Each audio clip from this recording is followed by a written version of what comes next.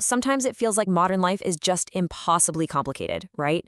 But what if I told you that some of the best advice for today's problems is hidden in ancient stories? Well, that's exactly what we're diving into with SparkTales, a collection of fables that are packed with timeless lessons for you and me. I just love this opening. It's this beautiful invitation to just stop for a second, to gather around a virtual fire and just listen. It's a reminder that sometimes the biggest truths are found in the simplest tales, the ones that have been passed down for generations. So that's the big question, right? What can these old stories really teach us about our lives today? Well, we're about to find out. We're going to start by looking at some of the external traps we all face. Then we'll turn inward to our own perspectives. And finally, we'll uncover the power we have to choose who we want to be. All right, first up, one of the oldest warnings in the book, the price of greed. You can think of these stories as, well, as giant warning signs, showing us the very real, very personal dangers that come from wanting too much. Okay, let's get into the story of the golden plate because it lays this out perfectly. You've got two salesmen, right? Both stumble upon the exact same opportunity, a golden plate that's covered in dirt. Now, the honest guy, he sees it, knows its true value, and makes a fair offer. But the greedy salesman? Oh, he sees a chance to trick this poor family, telling them it's worthless so he can snag it for basically nothing. Two people, same situation, totally different choices. And the consequences? They couldn't be more immediate.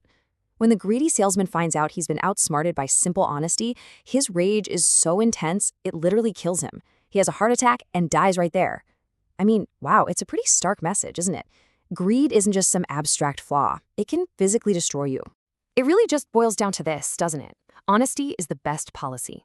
The honest man walks away rich, and the greedy one is, well, gone. It's a classic example of how our character and our actions really do shape our destiny. And, greed doesn't just hurt one person. It can set off this catastrophic chain reaction. In this next story, it all starts with one choice. A priest ignores a warning and magically creates a pile of jewels. From there, it's just a domino effect of disaster. His kidnappers get the jewels, but then they're killed by another gang. That gang immediately turns on itself, fighting over the treasure until only two guys are left. And in the end, they kill each other. All of that chaos, and nobody even gets the prize. The lesson from that tragic story is just chillingly clear. When you have power without a conscience, when greed has no off switch, the destruction just keeps going and going. The story shows that greed is this force that just devours everything in its path, including the very people who think they can control it. So, we've seen how our actions can trap us. But what about the traps we build for ourselves, inside our own heads? This next batch of stories is all about a different kind of danger, the danger of having a narrow point of view. This is the question these fables are really asking us to think about. They're poking at that comfortable little bubble we all live in, the one that makes us think that our reality is the only reality. The frog in the well is such a perfect metaphor for this. You've got this frog who's the king of his little well. He's convinced it's the biggest, most important body of water in the universe because it's all he's ever known.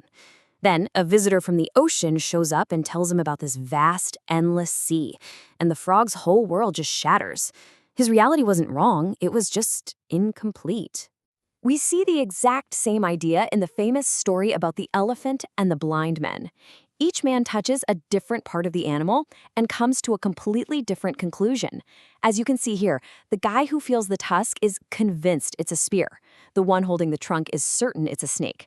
The leg feels like a tree, the tail feels like a rope. And here's the kicker. Every single one of them was absolutely certain they were right.